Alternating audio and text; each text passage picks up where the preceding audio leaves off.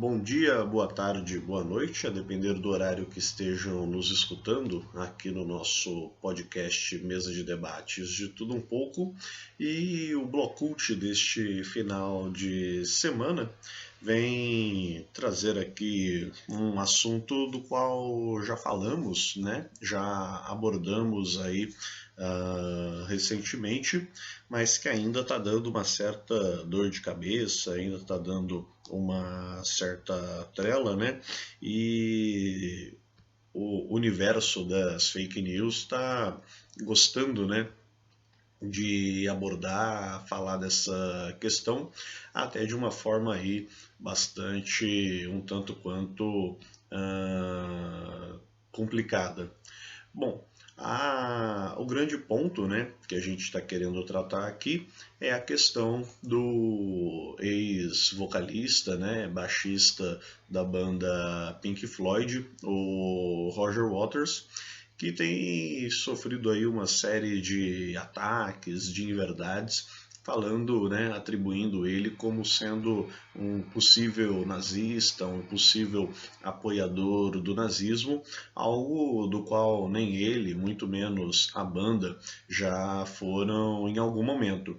E tudo isso por causa de terem visto, né, terem flagrado, terem visto ele aí nas ruas de Berlim, entre outros lugares, utilizando uma jaqueta, né, utilizando aí uma vestimenta de tom militar, né, de estilo militar, em especial semelhante àquelas que os nazistas, né, ou pelo menos alguns grupos chegavam a utilizar, em especial naquele período da Segunda Guerra Mundial. Tanto o próprio Pink Floyd, né, a banda em si, como os demais membros e em especial o próprio Roger Waters, são, na verdade, grandes críticos do nazismo, do fascismo e para muito além, o que aliás eu particularmente gosto muito aí com relação à banda, é, as formas de autoritarismo de um modo geral, e mesmo aquilo que não se atribui politicamente como autoritarismo, mas que está na mesma face, né, do poder, mas tudo aquilo que está vinculado ao modo de governo dentro de um sistema de oprimidos e opressores, né? Não se diz respeito apenas você ter um governo declaradamente de direita ou um governo de extrema direita ou algo assim dessa natureza, mas uma crítica a poderes, né, a formas de governo, a estados que se estabelecem independente do discurso proposto, eles na verdade têm que fazer um, o governo, né, eles têm que manter e estabelecer o chamado Estado dentro de uma lógica burguesa, dentro de uma lógica capitalista, que consequentemente é fazer aí a manutenção da opressão, né? É fazer justamente com que tenhamos o oprimido, o opressor, que tenhamos burgueses e proletários, né? E todo o resto aí nesse meio do caminho, né? Pequena burguesia, entre outros. E claro, a gente acaba vendo aí também a impossibilidade, de uma forma geral, de sairmos desse estado das coisas, né? A gente vê aí o Pink Floyd fazendo críticas não só ao que foi esses governos da Segunda Guerra Mundial, mas também esses governos do pós-guerra, né, Guerra Fria, todo aquele drama pelo qual a população passava, e que muito dessas bandas de rock desse momento surgiram, né, vieram à tona justamente para trazer essa crítica, justamente para expor aí uma indignação e aquilo que estava preso, né, na garganta de muita gente. E isso desde o chamado microcosmo, né, ou como o Foucault gostava de falar, a microfísica, né, do poder, até a macrofísica, né, chamemos assim. E o Pink Floyd foi uma das bandas aí que se destacou e se destaca até hoje, inclusive o Roger Waters sempre fazendo aí grandes protestos, sempre aí fazendo suas manifestações e músicas, né? Uma delas acho que é até Chover no Molhado, mas importante trazer aqui para todos vocês, Another Brick in the Wall, que é aí bastante representativa nesse caso. Claro que a discografia, né, em especial a de The Wall, que aliás Roger Waters no que ele utiliza esse casaco, né, no que ele faz essas supostas referências ao nazismo, ele na verdade está fazendo uma divulgação aí do trabalho, né, do The Wall, dos shows, né? Para além de um CD, de um disco que eles produziram. Aliás, muito bom por sinal, vale a pena aí vocês irem atrás, conhecerem. Também temos os shows, né? O Live em Berlim, que ele produziu aí, né, junto com uma grande equipe, um grande show aí do Roger Waters ao vivo em Berlim, fazendo aí justamente a crítica, né, com relação ao muro, com relação ao The Wall, mas lembrando que não era apenas uma crítica propriamente à questão do muro de Berlim e todo o seu significado, mas também uma crítica mais ampla a toda essa questão de Guerra Fria, toda essa questão dos sistemas opressores, toda essa questão do sistema capitalista, entre outros, porque na verdade a gente tem tantos muros, né? Seja aí o muro físico, como é o caso lá de que havia em Berlim, né? Hoje restam aí alguns escombros, né? Alguns restalhos aí do muro, como também outros, né? Outros exemplos que a gente poderia pegar de muros, inclusive físicos, né? Que separam, né? Ou tentam separar as partes do mundo, inclusive nos Estados Unidos, e também os chamados muros invisíveis, né? Ou os muros sociais, que também são formas aí de tentar separar nós e eles, né? Tentar manter aí os privilegiados afastados dos despossuídos. Então, tudo isso, a gente juntando as peças do quebra-cabeça, é um tanto quanto absurdo, é um tanto quanto bizarro atribuir a Roger Waters a possibilidade de que ele seja um nazista, né? Ou de que ele esteja aí flertando com o sistema nazista.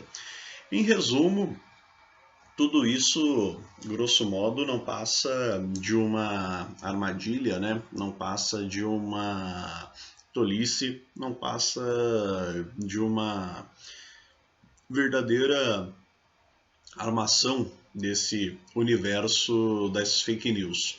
Então, tomemos aí muito cuidado, né? Sempre com o que a gente estiver vendo, verificando, porque o universo das fake news é duro, complicado aí o bicho.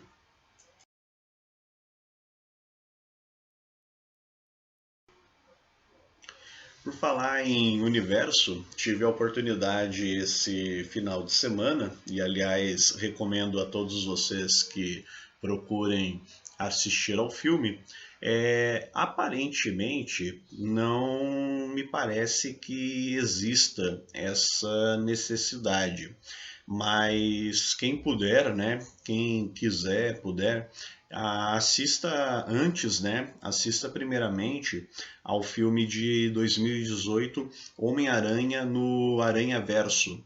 Acho que vai fazer um certo sentido, né, você acompanhar por essa lógica. Mas independente disso, apesar aí do filme do Homem-Aranha, né, no Aranhaverso de 2018, o filme principal que eu queria falar, e ouso dizer aí que uma verdadeira obra de arte, né, a forma como foi colocado, a forma como fizeram, né, eu particularmente aí achei incrível o Homem-Aranha através do Aranhaverso. Esse sim de 2023, né? Um filme de agora. Tive a oportunidade de ir ao cinema vê-lo e olha que tremenda doideira. Eu confesso que o Homem-Aranha, né, em especial os filmes, né, embora tenha assistido vários deles, mas o Homem-Aranha não é aí dos meus heróis favoritos, né? Porém, ele ganhou uma série, né? Ele tem aí um certo carisma do público. Também a questão dos vilões, né? Tem aí um certo carisma do público, fora todas as fusões, né, essas misturas aí de heróis, todas essas brincadeiras que o universo Marvel faz, né? Claro, ela também está atraindo cada vez mais público, né, e produzindo cada vez mais filmes para, obviamente, ganhar mais dinheiro, né? Não sejamos ingênuos. Mas tirando essa questão, né, deixando isso um pouco de lado, realmente são grandes produções e eles têm feito aí vários filmes, né, principalmente com essa pegada de Homem-Aranha que tem agradado a muitos, em especial o público jovem, né? Porém, acredito que acaba cativando a todos, porque tem muitas mensagens, tem muito relacionamento, né, humano, tem muito conflito e coisas assim que são do nosso dia a dia, do nosso cotidiano, da nossa pessoalidade e que para além disso, né, dentro de toda a atmosfera dramática que compõe não só o personagem do Homem-Aranha, mas também aqueles que estão à sua volta, a gente acaba consequentemente vendo aí também toda a atmosfera que eles trabalham, que eles elaboram. Nesse filme em especial do Homem-Aranha através do Aranhaverso, como cada cenário, né, como cada universo aí se comporta de uma forma diferente e como eles conseguem trabalhar de modo bastante artístico, cada um com a sua pegada, né? Eu achei assim genial. É um filme aí que vale a pena ver, né? Inclusive vocês da chamada maioridade, independente de gostarem do Homem-Aranha ou não, né? Até porque quem é da maioridade atualmente, né, com certeza deve ter visto muita coisa aí do Homem-Aranha em algum momento, né? Considerando que o personagem se eu não estou enganado, é aí dos anos 60, né? Quando da sua criação, quando das suas primeiras histórias, né? E daí então vem colecionado uma legião de fãs, juntando aí diversas histórias e eles aproveitando para não se resumir apenas na história do Peter Parker, né? Mas abordando todo esse multiverso na qual eles trabalham todo um drama, né, de cada um dos tantos Homem-Aranhas por aí espalhados. E a forma como eles colocam, achei bastante interessante os enfoques, né, que eles dão. É claro que muito gira em torno de como o personagem, né? Isso aí eu falo de todos de uma forma geral. O personagem Homem-Aranha se relaciona com os seus parentes, né, com os seus familiares, e o fato do segredo que ele precisa esconder. Mas para além da mera questão desse segredo que ele esconde dos seus parentes, a gente tentar ver também, né, como o ser humano é delicado, o ser humano é uma caixinha, né, de mistérios, de inseguranças, e como tudo isso, para além da questão desse segredo, né, como tudo isso envolve nossos relacionamentos. Olha, realmente foi um filme aí que me surpreendeu. E diálogos assim fortes, né? Tem também toda a gama de comédia, a gama de humor. Vale a pena aí, quem não viu, conferir. Mais de 2 horas de filme, né? Se eu não me engano, contando, né, os créditos e tudo mais. Acho que 2 horas e 20 aí de filme ao todo, mas uma trama que te prende. Então vale a pena aí conferir. Quem puder, né? Já está aí no cinema. E, bom, eu não sei se eu deveria dizer isso, né? Mas tá, eu vou dizer. Aguardem futuros filmes, né? Aguardem novos filmes aí com essa mesma pegada, né? Com dessa mesma sequência. Mas é isso, minha gente. Queria aqui nesse Blocult, né, fazer mais esse esclarecimento aí da questão do Roger Waters.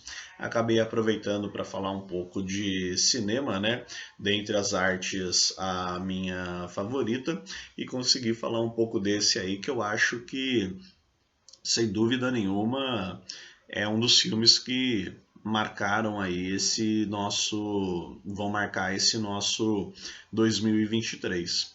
Bom, agradeço sua audiência, sua parceria, companhia de sempre. Ficando aqui por hoje. Curtam o final de semana, família, os amigos. Um beijo no coração e tchau!